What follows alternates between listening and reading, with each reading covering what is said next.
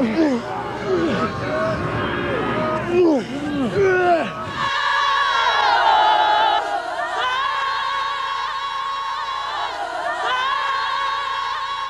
is Parris Island, South Carolina, training ground for United States Marines. Young men and women come here in quest of honor, pride, and spirit. The training is tough and uncompromising, but all who come have chosen to take up the Corps' challenge, to try to become one of the few, the proud. The next 12 unforgettable weeks will present the most intense physical, mental, and emotional demands imaginable. Not all who come here will succeed.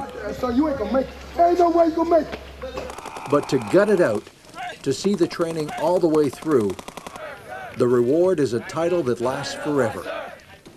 That title is Marine.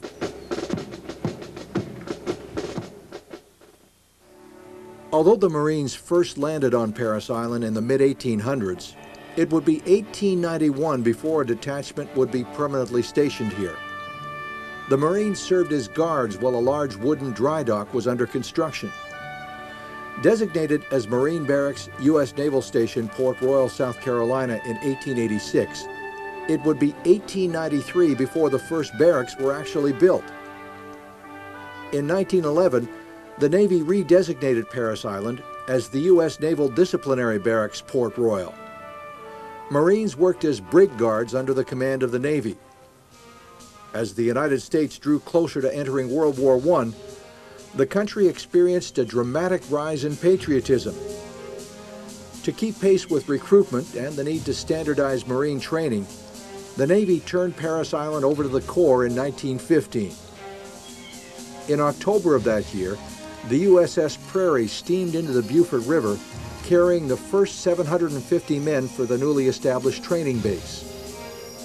Just 2 years later, the first Parris Island trained Marines would see battle in the bloody trenches of France. Eventually, more than 46,000 Marines were trained for duty in World War I.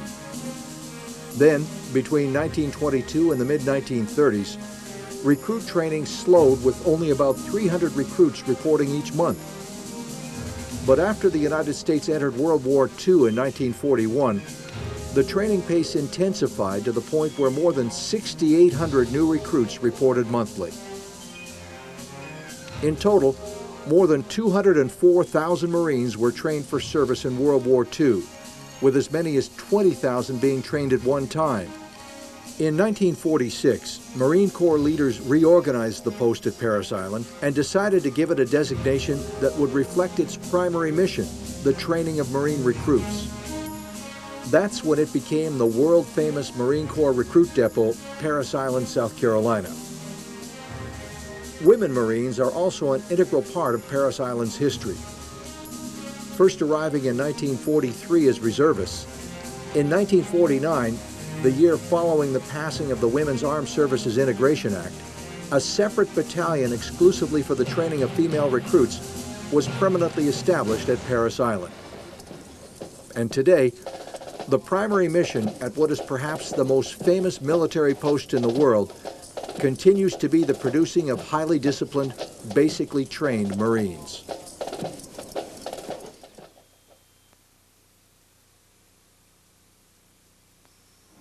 For those who've experienced it, it's a night that'll never be forgotten. The arrival at the International Airport in Charleston, South Carolina, and the encounter with that first figure of authority in a Marine uniform. It didn't take long to figure out that life was going to be different from now on. From now on, you are subject to the Uniform Code of Military Justice. It had already been a long day, but it was really just beginning. Now, when you're there at Parris Island, I want you to give those drill instructors 110% at all times. Do you understand me? Yes, sir! Now, you wanted to be a Marine, it's time to take up that challenge.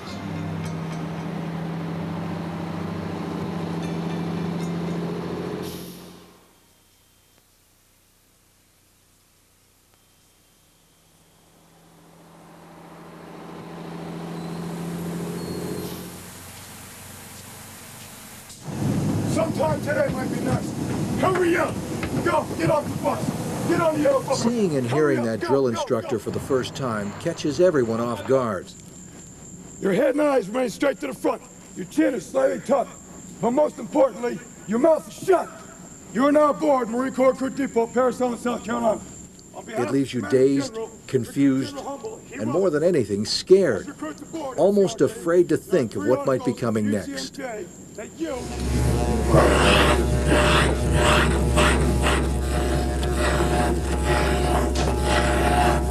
As the hair comes off, feelings change, to say nothing of appearances. It's all part of making a group of individuals into a team. Uniformity in appearance is essential. Then, with the initial uniform issue, the last outward trappings of civilian life are removed. With the exception of the haircuts, the process for incoming females is essentially the same. For the first few days, it's very busy. At this point, sleep is high on everyone's wish list. But there's no indication that's going to happen anytime soon. There's apparently much to do before training really begins. I don't care if it's squirting blood out of it. Don't touch it.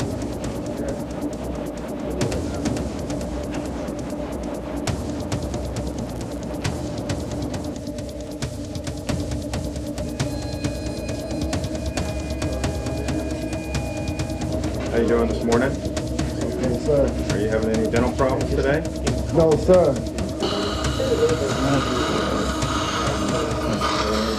While you wait. Now when you press this, see this? Press this to here like this. Take that. Hi, sir. Throw that one in the trash. 6, 2, 5, 3, 2. 6, 2, 5. 3, 2. 3, 4. One more. Sir. Sir.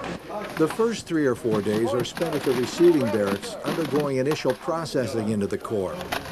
Part of that includes taking the initial strength test, the first of many challenges to be confronted during basic training. They have to make sure that all recruits are in good enough shape to handle what lies ahead. With that successfully completed, it's off to the training company to meet the permanent drill instructors. It soon became clear that what had been experienced so far was merely the calm before the storm.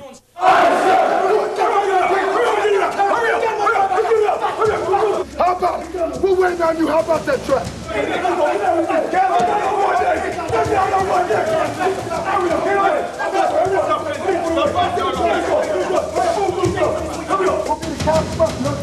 Yes, sir! You will not say nothing until you will not do nothing. So they're going to tell you to move. You understand that? Yes, sir!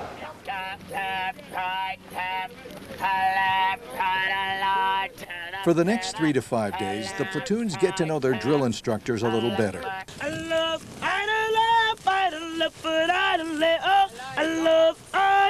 This period is known as forming, a time to learn the basics.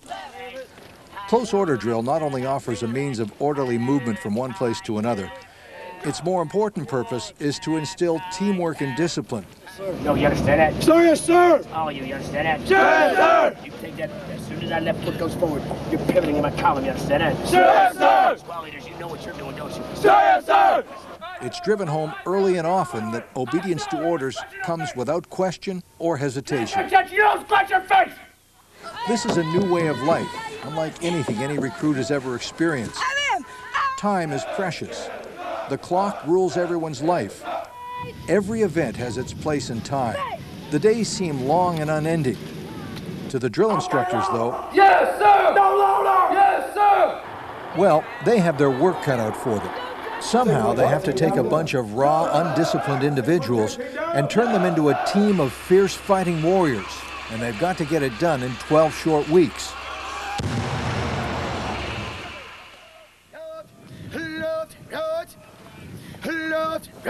After about a week, it comes as something of a shock to discover the training hasn't even officially begun yet. Once it does, though, recruit training offers a kind of progressive building block approach that breaks things down week by week.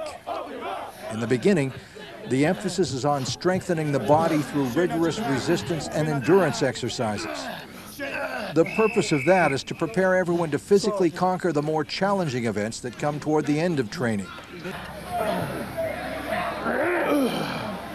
All the way up, all the way down. Most of us grew up with the same beliefs that Recruits are also taught early on about the core values of honor, courage, and commitment. Before leaving here, these ideals will be instilled deep into everyone's heart and mind. Also in these first few weeks, the building of self-confidence is stressed. While at the same time, recruits are learning to depend more on each other, already starting to perform physical feats far beyond anything that was expected. By now, the thinking is more in terms of unit than individual.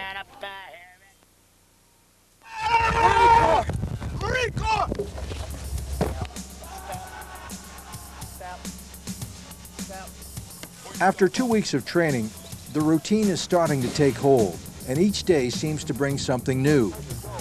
Today, it's the first running of the confidence course. At first, the course didn't look too intimidating, but once underway, some of the obstacles are a little harder than they appeared from a distance. In all, there are 11 stations, each presenting a different challenge, with names like the run, jump, and swing, the monkey bridge, and the skyscraper.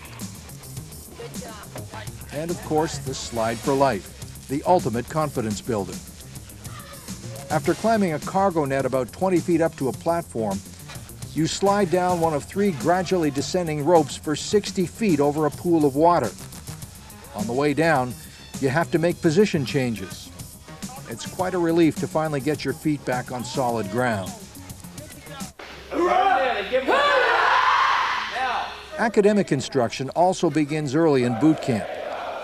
By the end of basic training, every recruit will have received nearly 300 hours of classes covering subjects such as Marine Corps history and how to administer first aid on the battlefield. Since arriving on Parris Island, it's been said repeatedly that moral fitness is a key element to becoming a Marine. The Corps wants every Marine to embody solid character traits and to make those traits a part of their daily lives. The core values of honor, courage, and commitment form the bedrock of a Marine's character, a fact that's emphasized consistently throughout training. Add to that integrity, discipline, loyalty, and teamwork, and there's little doubt left in anyone's mind that exemplary behavior and a positive attitude are as essential to being a Marine as physical achievement. Ready, go! One back! Ready, go! One back! Ready, go! One back! At Leatherneck Square, close combat training begins. Hand-to-hand combat and bayonet fighting. The warrior spirit is in there somewhere, and this training is meant to bring it out. Recruits discover, some to their surprise, that they can be aggressive when they have to be. Mixing it up with pugil sticks, simulated bayonets, can be a real eye-opener. It's up close and personal contact, a new experience for many.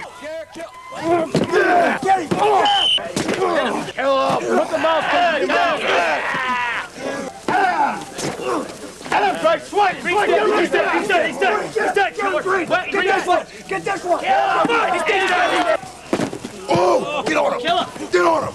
Put your foot in that! Since the Marine Corps is renowned as an amphibious fighting force, combat water survival is also an integral part of training. You have to rid yourself of any fear of water. Before today, most could swim, at least a little bit, but this training isn't just about swimming. More importantly, it's about learning how to stay afloat in full combat gear and maneuvering safely back to shore.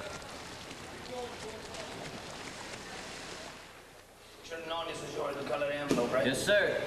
Overseas, sir. Overseas, sir. Cunningham. Mail call. There's no greater morale boost than a letter from home. It's the high point of the day. Words of encouragement or pictures from relatives and friends can make a big difference in the day-to-day performance of every recruit. Hands, knees, feet, quarter turn to the right, go. With the beginning of week 6 comes the start of basic warrior training. This is one of the most adrenaline-pumping exercises in all of training. For openers, the art of rappelling is taught here. the techniques required to properly negotiate cliffs, and deploy from hovering helicopters. As you might expect, careful safety instructions and detailed demonstrations are given before anyone is ever allowed to descend from the 45-foot tower. But once accomplished, there's a growing sense that self-confidence is building with every passing day.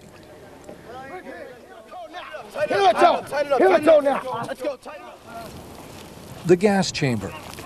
Most will tell you this wasn't their favorite event, but everyone understands how important it is to learn how to prepare for a nuclear, biological, or chemical attack. After receiving instruction in assembling, maintaining, and using a gas mask, it's single file into the chamber.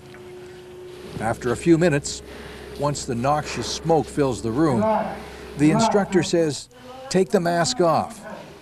Then, after what seems like an eternity, to put it back on again. You learn very quickly whether or not you've donned the mask properly. After a short period, it's back out of the chamber to regroup and breathe some fresh air, an experience nobody will ever take for granted again. The next 2 weeks is set aside for marksmanship training at Weapons and Field Training Battalion. The Marine Corps marksmanship program involves a comprehensive 3-phase approach. In the first week, instruction deals with safety and firing procedures, proper sling adjustments, and shooting positions. This is known as snap-in week. During firing week, live ammunition is fired from set distances on the known distance or KD course. Qualifying with the rifle is a graduation requirement, so it's essential to do the best you can. Finally, after steadily improving rifle skills during practice firing, the big moment arrives: qualification day.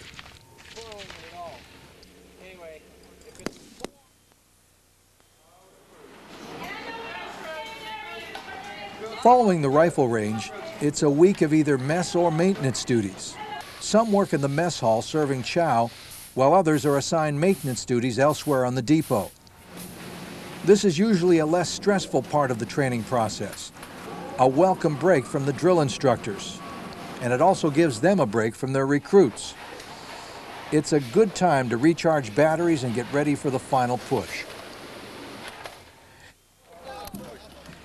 It's called A-line, and training is devoted to firing weapons at multiple and moving targets, or to night fire using tracer rounds to pinpoint fields of fire.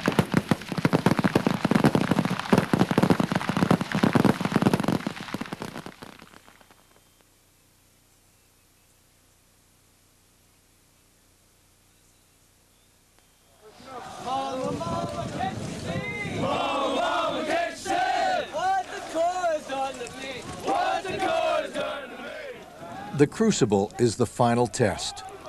It's 54 long, grueling, virtually non-stop hours with very little food, practically no sleep, and nearly 40 miles of humps, most of it with full packs.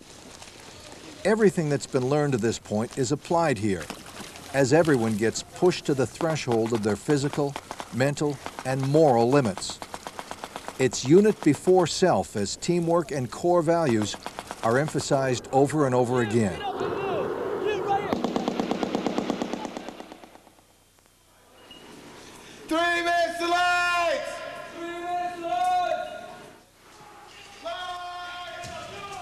It begins at 2 a.m. during the 11th and final week of training.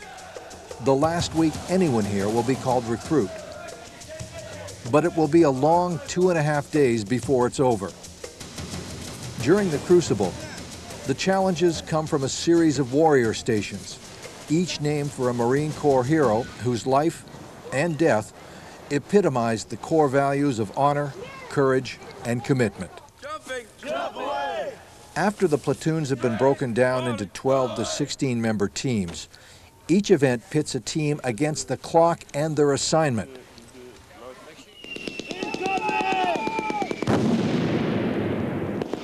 At the infiltration course, The progress is cautious in conditions created to simulate the chaos of battle.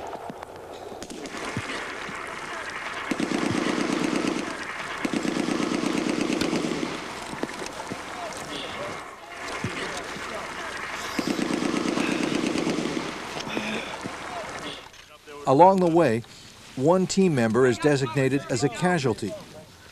The rest must now evacuate their wounded comrade to safety while still completing the task at hand.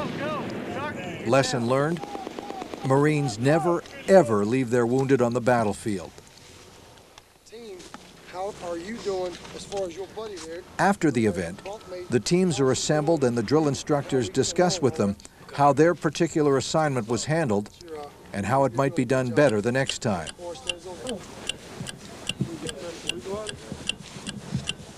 So far, so good. Day one is well underway. In the coming hours, recruits will confront several situations which test their problem-solving and leadership skills. Above all else, it's understood that working together as a team will ultimately be the key to success. 18 hours have passed since step-off, and by now, everyone's at the brink of exhaustion. But as it turns out, there's still a lot to do before this first day of the Crucible comes to an end.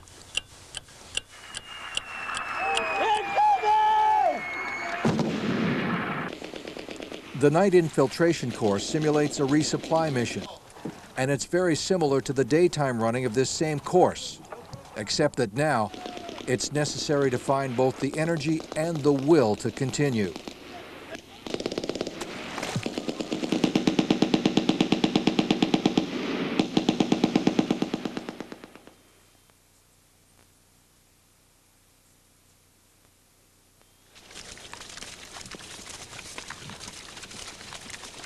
Like day one, which finally came to a merciful end, day two also begins long before sunrise. Working on only about 4 hours of sleep, there's no one who isn't weary, but also no one who will be allowed to quit. Patience is short, and nerves are on edge. It's time to regroup, to get it together. This is a good test to see how well the teams and the individuals are handling the pressure. Somehow, everyone manages to work through the fatigue and frustration, and when necessary, even to find the reserves to push and encourage each other. As the sun begins to set on day two, there's a sense that maybe, just maybe, the end is actually in sight and everyone's going to make it. It's probably still too soon to be thinking about this now, but at this stage, it's pretty much a lock that no one's going to give up. This has gone way too far to stop. What was started together will be finished together.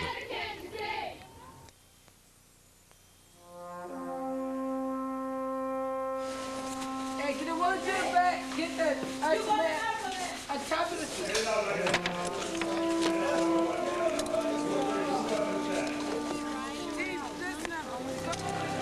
It's hard to believe, but this is the home stretch. Only 9 miles stands between each anxious recruit and their Eagle Globe and Anchor. And with every step, you feel a little less like a recruit and a little more like a Marine. We started together. The chants are motivating, and they're also taking everyone's mind off the sore muscles and blisters. The adrenaline is really pumping now. It's time to feel good about what's been accomplished, to feel pride in unit and in self.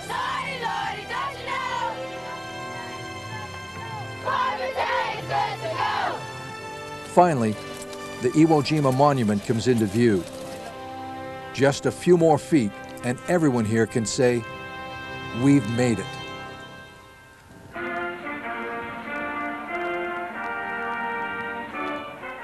The emotion of that moment, when the flag is raised, is and always will be indescribable.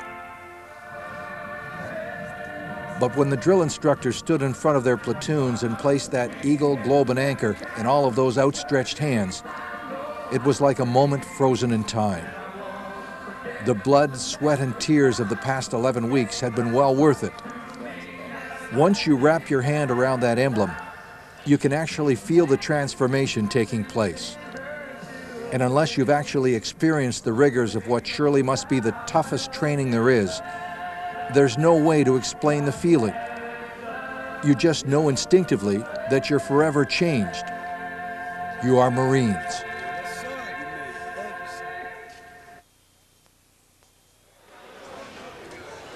Following the emblem ceremony, it was time for a warrior's feast. The steak and eggs were great, but somehow, the greatest thrill was finally being able to sit and really talk with the drill instructors, the Marines who'd made everyone at that breakfast into Marines. It's now the last week of boot camp, transition week. Things are a little more relaxed, but truthfully, you don't forget for a second that you're still on Parris Island. Besides, nobody's out of here yet. With the battalion commander's inspection, the final seal of approval is still to come. Even though the title Marine has now been bestowed, everyone understands that things like PT, military decorum, and self-discipline are going to be a way of life for as long as the uniform is worn. Even now, on the eve of graduation, there's a 5-mile run.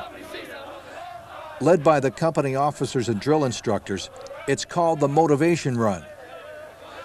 This isn't really like the PT of these past weeks, though. It's more a celebration of what's been accomplished.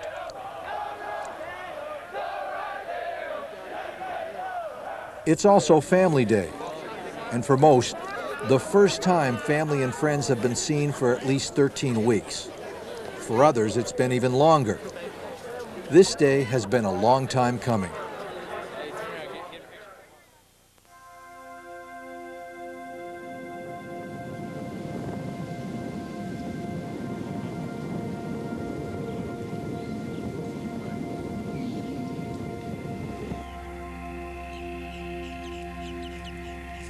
The next day begins like so many have during the past 3 months, but everyone understands that it really is different.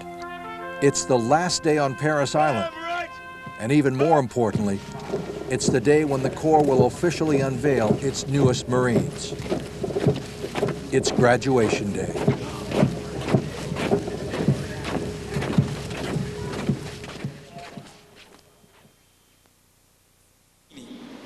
Ladies and gentlemen, the ceremony will begin with the company being called to attention.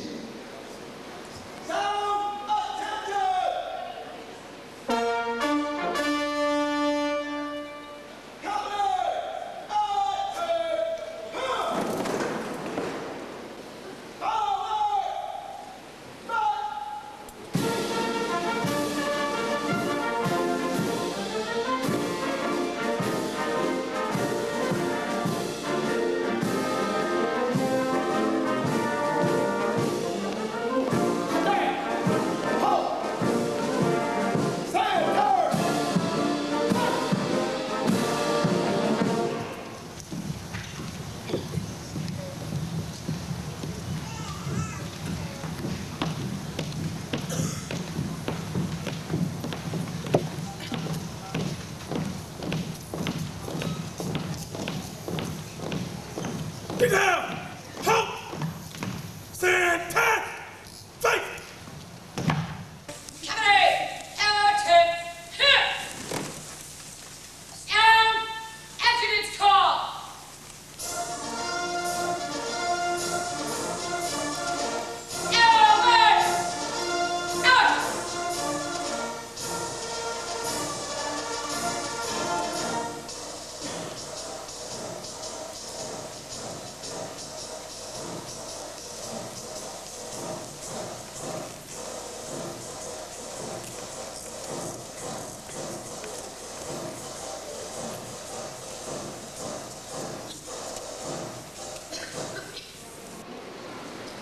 Ladies and gentlemen, the official party for today's graduation ceremony consists of Brigadier General J.J. McMiniman, the Commanding General of Marine Corps Recruit Depot Parris Island and Eastern Recruiting Region, Commanding Officer of the Recruit Training Regiment, Colonel J.W. Bearer, Sergeant Major Harris, Sergeant Major of the Marine Corps Recruit Depot, Parris Island and Eastern Recruiting Region, and Sergeant Major Geis, Sergeant Major of the Recruit Training Regiment. Miss Susan M. Livingstone is the reviewing officer for today's graduation ceremony. Miss Livingstone is currently serving as the Undersecretary of the Navy. A native of Carthage, Missouri, she was raised in an Air Force family. She graduated from the College of William and Mary in 1968 with a bachelor's degree and received her master's in political science from the University of Montana in 1972. She spent 2 years in postgraduate studies at Tufts University and the Fletcher School of Law and Diplomacy. Ms. Livingstone has served our nation for more than 30 years in both government and civic roles. She worked for more than 9 years in the legislative branch of personal affairs of both a senator and 2 congressmen. From 1981 to 1989, she served at the Department of Veteran Affairs in a number of positions, including Associate Deputy Administrator for Logistics and the Associate Deputy Administrator for Management. As Assistant Secretary of the Army for Installation, Logistics, and Environment from 1989 to 1993, Ms. Livingstone was responsible for a wide range of programs, including military construction, installation management, energy and environmental issues, domestic disaster relief, and restoration of public infrastructure of the people of Kuwait following Operation Desert Storm. From 1993 to 1998, she worked for the American Red Cross as Vice President of Health and Safety Services, Acting Senior Vice President for the Chapter Services, and consultant for the Armed Forces Energy Services. Prior to her nomination as Undersecretary of the Navy, she was the CEO of the Association of the United States Army and Deputy Chairman of its Council of Trustees. She has also served as Vice President and member of the Board of Procurement Roundtable, as well as a consultant on policy management issues. Ms. Livingstone has received numerous awards for her community and national service from the American Red Cross. The Veteran Affairs Administration has also awarded the United States Army's highest civilian award for her service. Ladies and gentlemen, please rise for our national anthem and remain standing for the invocation.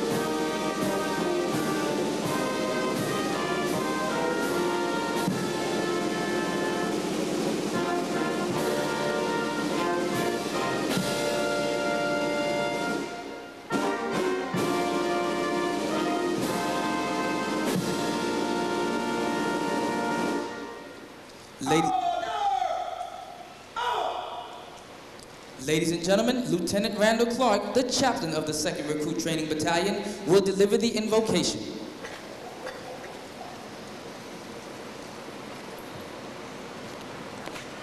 Ladies and gentlemen, spiritual development plays an important part in the making of the United States Marine. This prayer was written for the Marines of Company F. Let us pray. Oh God, we gather today to thank you for the courage, strength, and patience that you gave us to reach the goal of becoming a United States Marine. Working together through the clash of cultures and personalities, you forged us into a team. We thank you for being our support for the physical, mental, and spiritual trials of training. You have blessed us with loving families who have supported us while we are here. We thank you for bringing them safely to share in this special moment.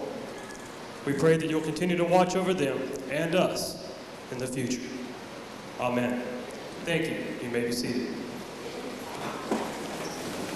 Ladies and gentlemen, the commanding officer of the 2nd Recruit Training Battalion, Lieutenant Colonel James Fritz.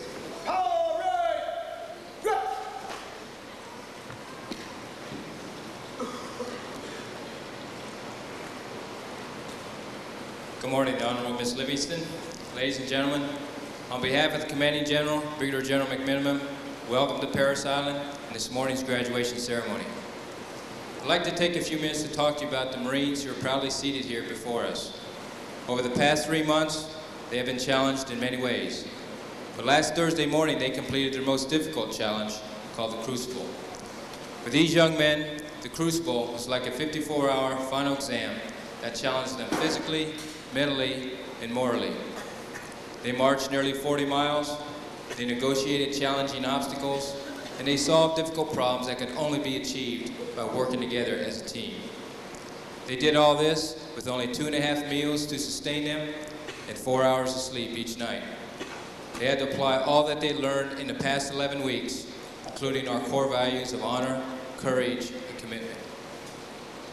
This morning, I'm proud to inform you that these young men passed that exam, and they claimed their new identity. They earned the title Marine, and they were awarded the symbol of our Corps, the Eagle, Globe, and Anchor. They've come a long way, but they did not come this far alone. I want to acknowledge some special people who worked very hard to make this day possible. First, you, the parents, grandparents, and loved ones who served as role models and taught the basic values of life to these young men at an early age. Through your letters and phone calls, you also provided them with the support and encouragement they needed to complete recruit training. On behalf of all the leaders of our Corps, I want to personally thank each of you for your contributions to the recruit training process. Secondly, I'd like to acknowledge the recruiters back in your hometown, where they recognized the potential in these young men, and they convinced them to take up the challenge of becoming a Marine and serving our country. Finally, I'd like to recognize the drill instructors. These dedicated professionals have been totally committed the past 12 weeks to training, mentoring, and transforming your loved ones into United States Marines. They have done an outstanding job. Please join me in applauding these magnificent drill instructors.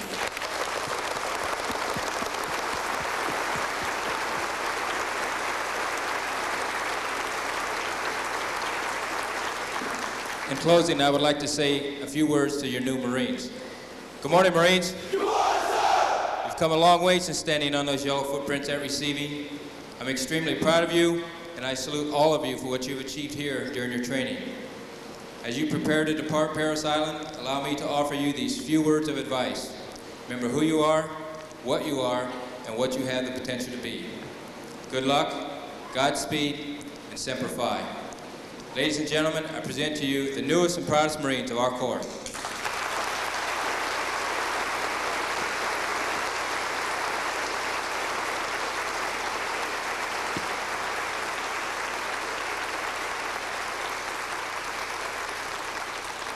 It is my pleasure at this time to introduce the staff for today's graduating ceremony.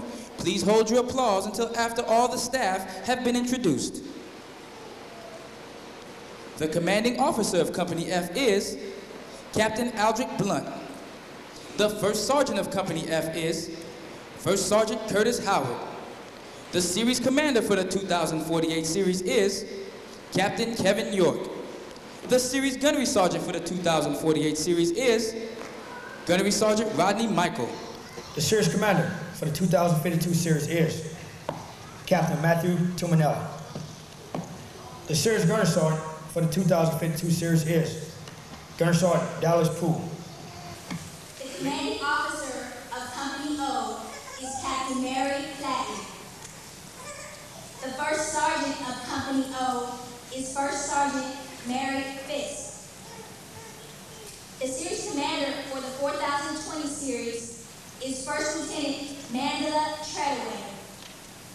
The series gunnery sergeant for the 4020 series is Staff Sergeant Melissa Martinez. Ladies and gentlemen, the staff of Company O.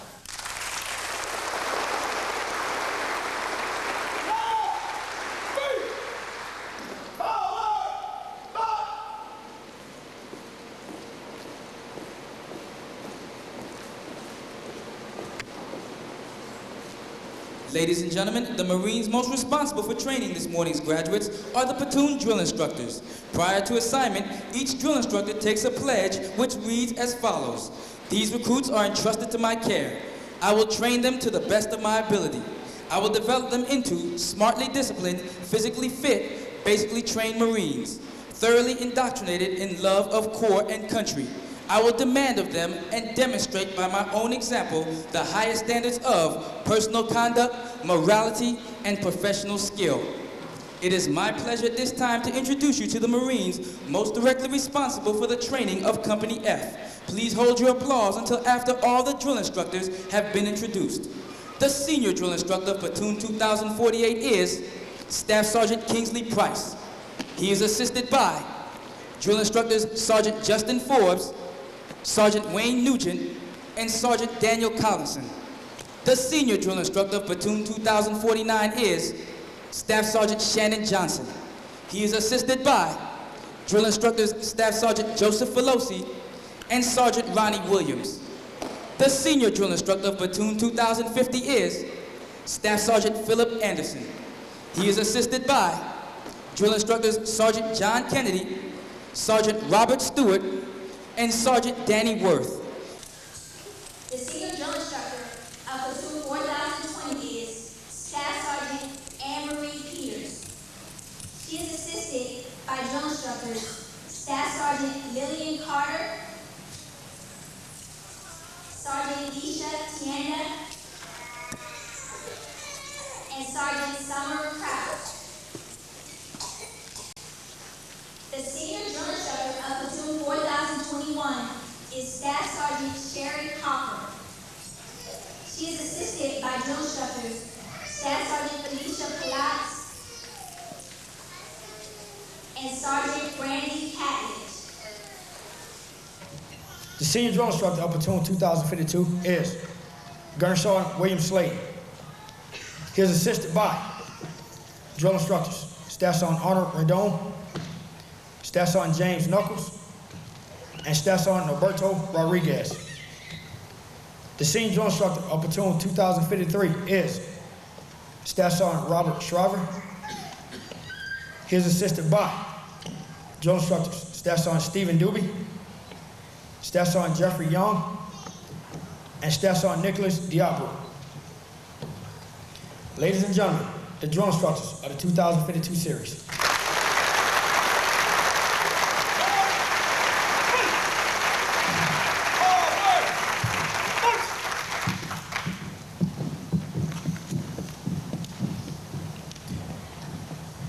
Throughout our nation's history, millions of men and women have earned the title United States Marine.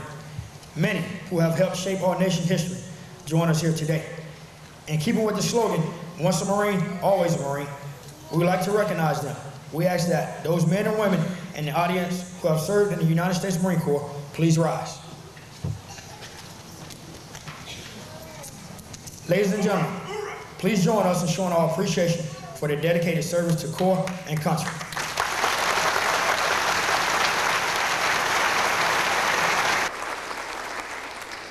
Ladies and gentlemen, the Marine Corps tradition of every Marine is a rifleman begins in recruit training. Prior to graduation, each Marine undergoes intensive marksmanship instruction and is required to qualify with the M16A2 service rifle, firing 50 rounds from distances of 200, 300, and 500 yards.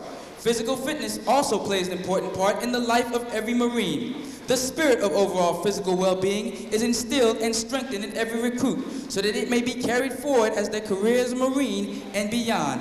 At this time, we would like to recognize those Marines who qualified with the highest rifle score out of 250 possible points and the highest physical fitness test score out of 300 possible points in the company.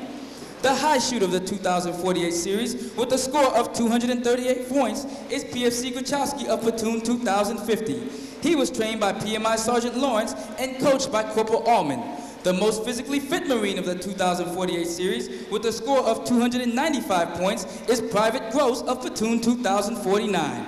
Ladies and gentlemen, the high shooter and most physically fit Marine of the 2048 series for Company F. The high shooter for the 2052 series with a score of 233 points is PFC Burke of Platoon 2053.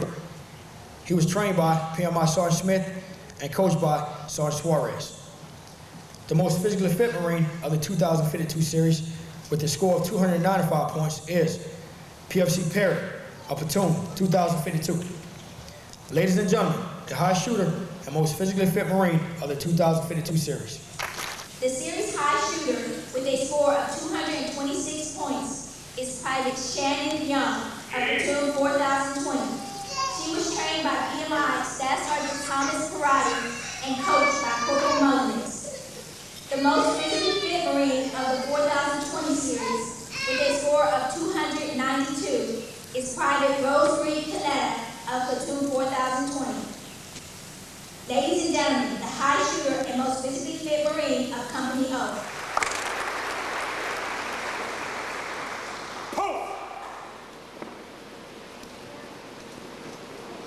The new Marines carrying the platoon guidons have been selected as the honor graduates for their platoons.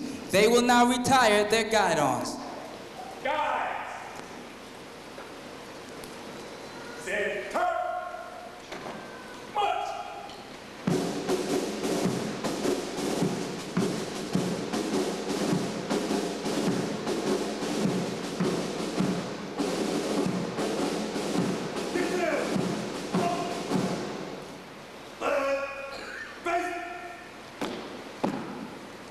The platoon guidons that are about to be retired have been the identification flags of each platoon throughout recruit training.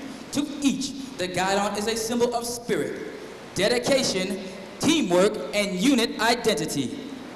Retire the guidon!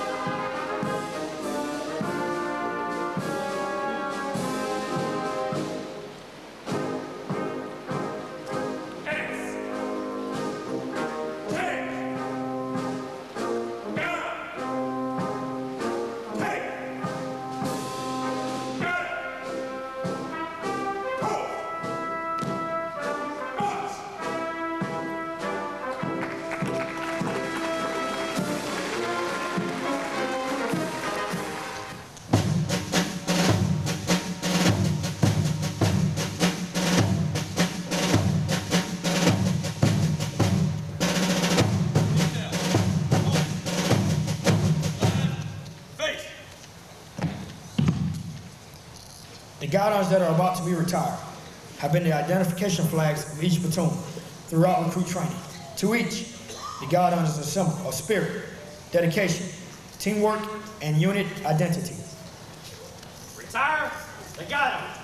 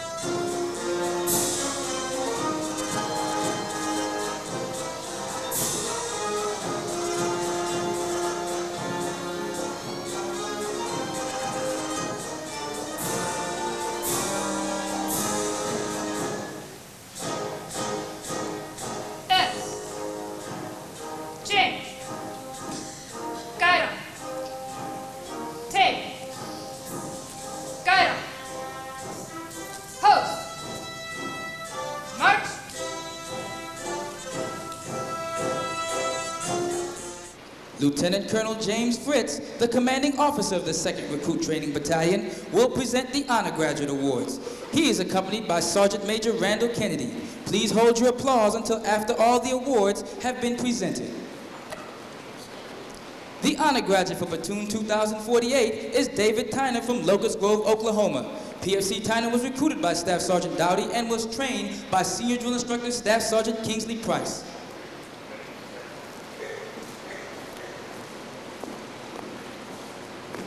The Honor Graduate for Platoon 2049 is Christopher Wilson from Buffalo, New York.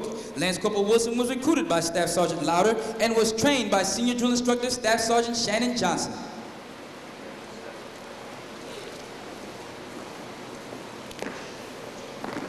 The Honor Graduate for Platoon 2050 is Frank Benusi from West Orange, New Jersey. Lance Corporal Benusi was recruited by Staff Sergeant DeBona and was trained by Senior Drill Instructor Staff Sergeant Philip Anderson. The Honor Graduate for Platoon 2052 is Lance Corporal Derek Sutherland from Cocoa, Florida. Lance Corporal Sutherland was recruited by Sergeant Reynolds and was trained by Senior Drill Instructor Gun Sergeant William Slade. The Honor Graduate for Platoon 2053 is Lance Corporal Christopher Dankew. Lance Corporal Dankew was recruited by Staff Sergeant Guzlin and was trained by Senior Drill Instructor Staff Sergeant Robert Shriver. The Honor Graduate for Platoon 4020 is PFC Angelica Ortega from Miami, Florida. PFC Ortega was recruited by Staff Sergeant Daniela Cortez and was trained by Staff Sergeant Anne-Marie Peters. The Honor Graduate for Platoon 4021 is PFC Antoinette Ravestein from Oxnard, California.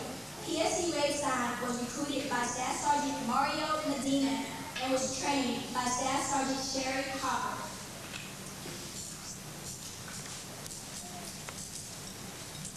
Ladies and gentlemen, the distinguished graduates of Company O. Ladies and gentlemen, following the dismissal, you may join with your new Marine. We ask that as you leave, please utilize the exits at the rear of the Lyceum. Refreshments will be provided at the Visitor Center. Please rise for the Marines hymn and the final dismissal.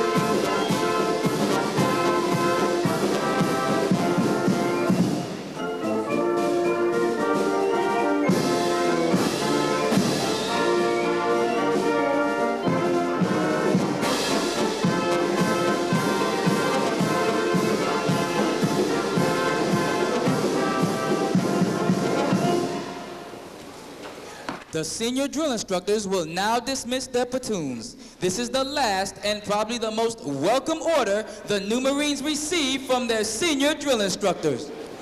Plateau, 2048.